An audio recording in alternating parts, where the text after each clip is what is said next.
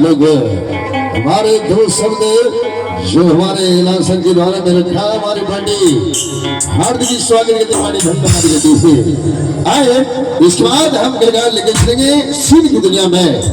आए वैसे तो हम किरदार 18 को ड्रामा खेलते हैं, लेकिन यहाँ कोई एक ही ड्रामा खेलेंगे हम किरदार। चलिए लेके चलेंगे प्यारा सा सीन की दुनिया में। चलिए भाग सिंह दिखाता और भविमान सिंह का ड्रामा आप लोगों के सामने पेश होगा। चलिए भाग सिंह दिखाता और भविमान सिंह के ड्रामा में सबसे प्रथम भूमिका राजा का है।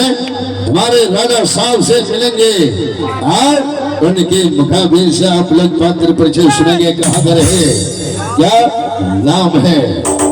आए राजा का नाम भाग सिंह रहता है, उनका घर चंपापुर शहर है। आए चंपापुर शहर के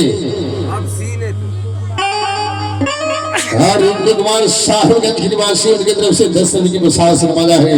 हमारी पार्टी हार्दिक स्वागत करती पार्टी धन्यवाद करती है। चलिए राजा का भूमिका निभाएंगे हमारे मिस्टर जो कि मोहन कुमार विद्यार्थी आप लोग के सामने आएंगे और राजा का पात्र परिचय से सेवा